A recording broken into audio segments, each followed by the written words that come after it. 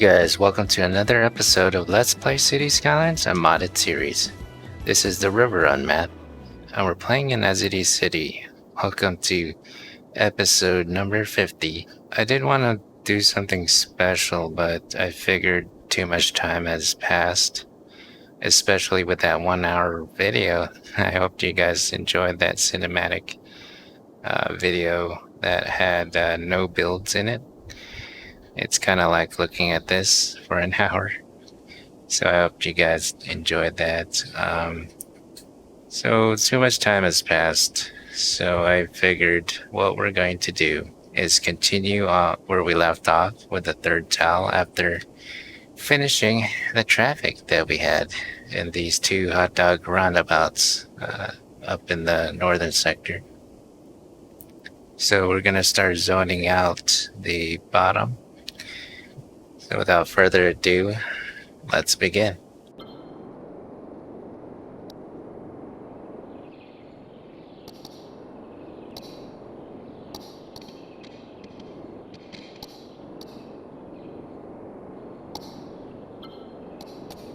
First things first, we had a power problem. We were at 110% utilization.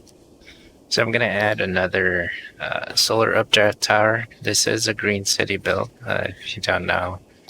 So I'm supposed to introduce myself to you in the second speaking part. John Nezodam, and we do it-yourself and gaming videos. This happens to be a City Skies series. As it is city, we're doing green power. Trying to do a build where we use green type stuff, green playthrough. So we're going to be eco-conscious. The power that we'll use, we decided on using solar updraft towers. That might change in the future. We might do nuclear if it provides to be more efficient. But for now, we're doing solar updraft towers. So if you do like that sort of thing, you know what to do. I'm not going to bug you about it, but I do have that chime alert suggesting what you could do. The channel growth has been pretty stable, and I appreciate those that contribute to helping me play this game and helping me provide the content. Without you guys, I don't think I would have ever gotten to this point. So, yeah, this 50th episode and all future episodes are dedicated to you and the potential new person that comes in.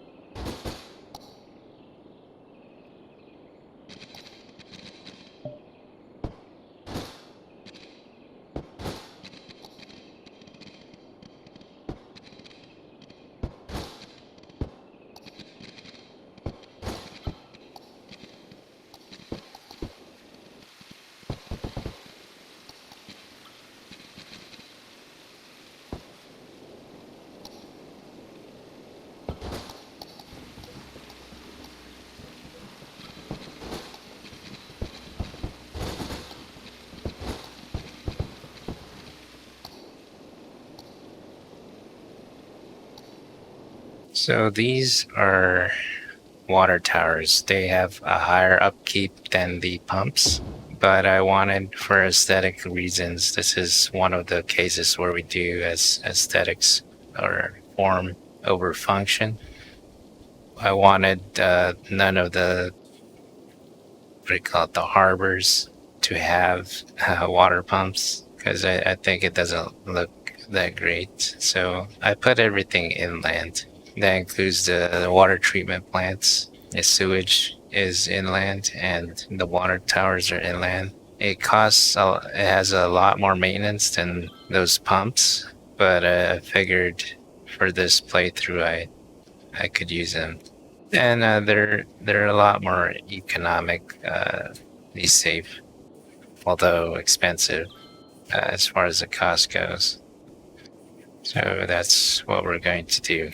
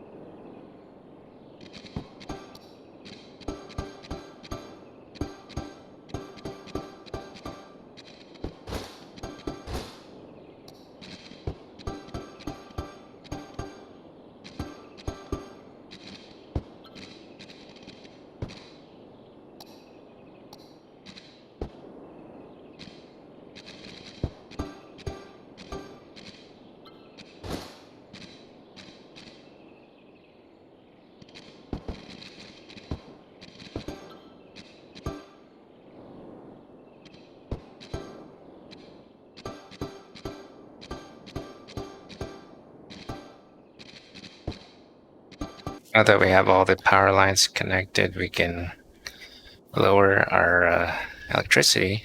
Let's say 85% should be good. You don't want to overspend or have too much power. Too much power, if that is a sort of thing. If you've been a Kerbal Space program watcher, or somebody has watched my channel, it's a common thing to have more power to propel your whatever craft you have.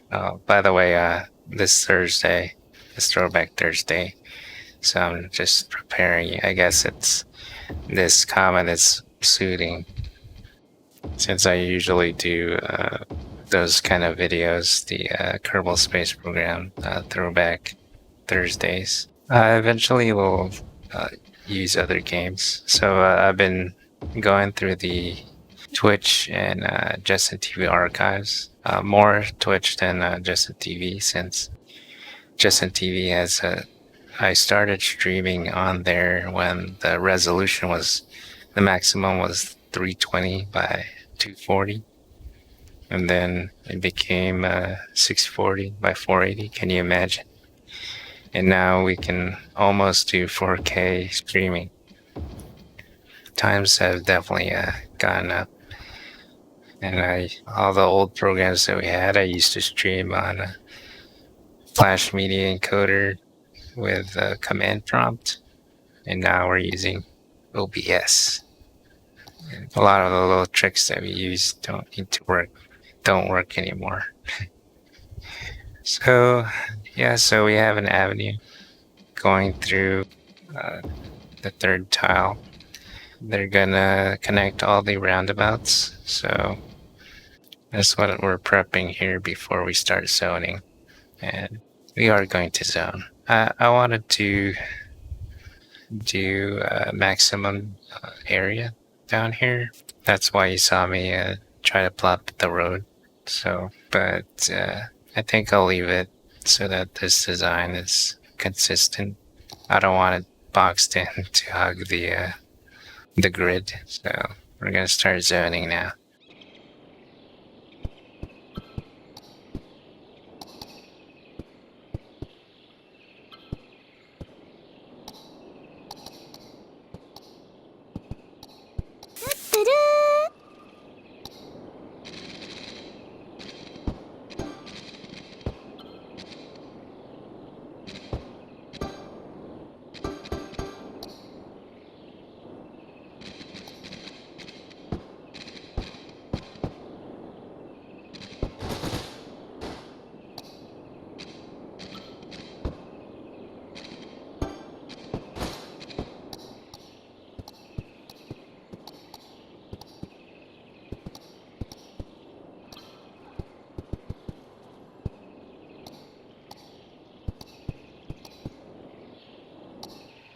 So there's a method to my madness. The low density roads are next to wherever there's a crosswalk, because it indicates a high traffic area. I don't want a lot of traffic in the area, so in between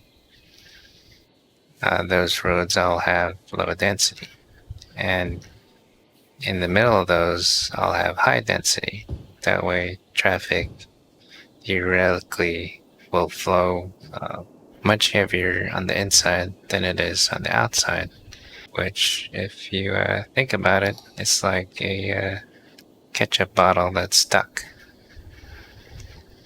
and you had to get stuff out, so it's squeezed at the top. Anyway, that's what's called a bottleneck. Yeah, trying with metaphors here. But anyway, this is the passenger train terminal. This is where most of the people will come from. There's a way in and out from the highway, and the other side of this double trumpet interchange that we do have an episode. I have to check where it is. I don't know off the top of my head. But there is an episode where we devoted to building this interchange. And I think it's one of my most elegant ones. So there we go. We got the passenger terminal activated. And let's see how it fares.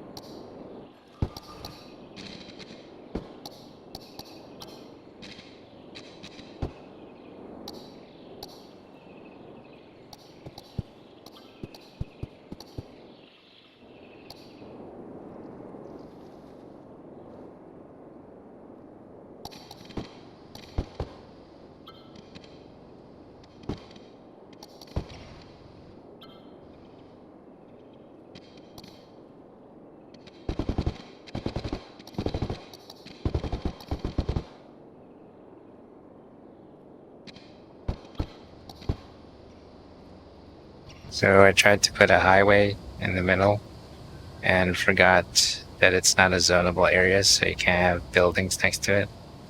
I wanted a fast lane to have in between these roads. It seems like a lot of slowdown in the middle. Anyway, traffic seems to be much more fluid. We are still under 90%. We're hovering around 85%. I'd like to get that up to 90, but considering what we went through earlier, I think it's all right. So there is a lot of red, though. I'm hoping this will manage itself. So the industrial area with the cargo terminal may need to redesign that. It's a bit crowded up there. And this looks a little troublesome, but it's flowing traffic. There's nothing backing up. So traffic analysis kind of stresses me out. Even though I sound relaxed when I'm doing it, it really makes me sweat bullets when I'm trying to fix traffic. I don't know, because in real life, traffic, it's kind of a nuisance. It's like, it doesn't need to happen, but sometimes you can see why it happens. All right, I think we're doing good here. Let's move on.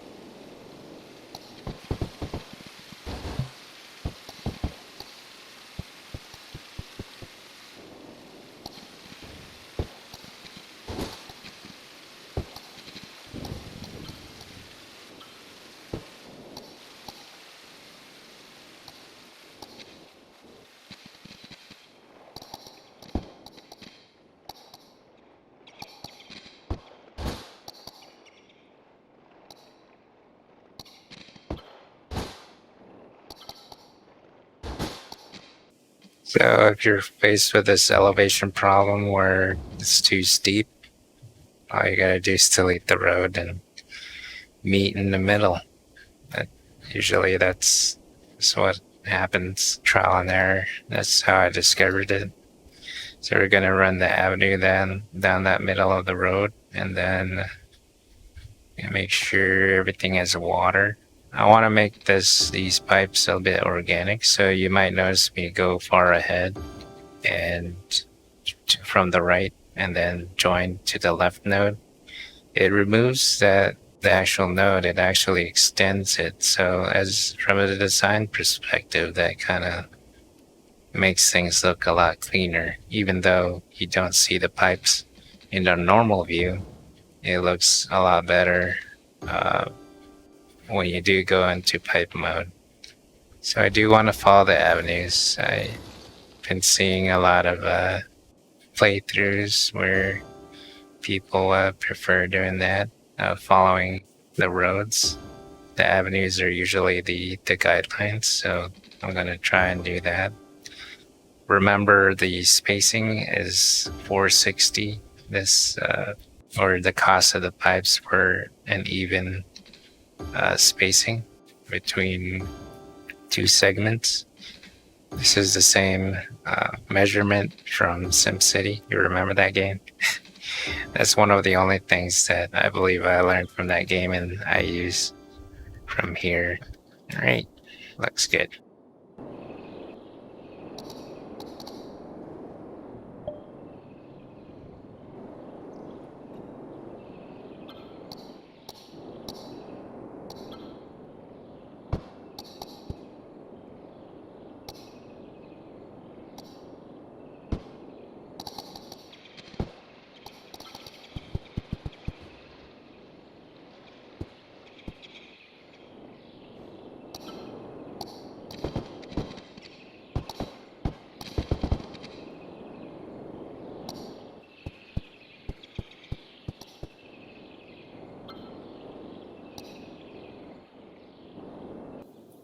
All right, it's coming along as we can, but unfortunately, I believe the hour is here. Thank you guys for joining me. This is all the time that we have. I'm John Nezodam. If you liked what you see, please consider subscribing to the channel. You can like, you can follow, you can subscribe, ding that bell, and I'll see you in 3 days. This is John Nezodam signing out. Take care, stay well, and remember, you are essential.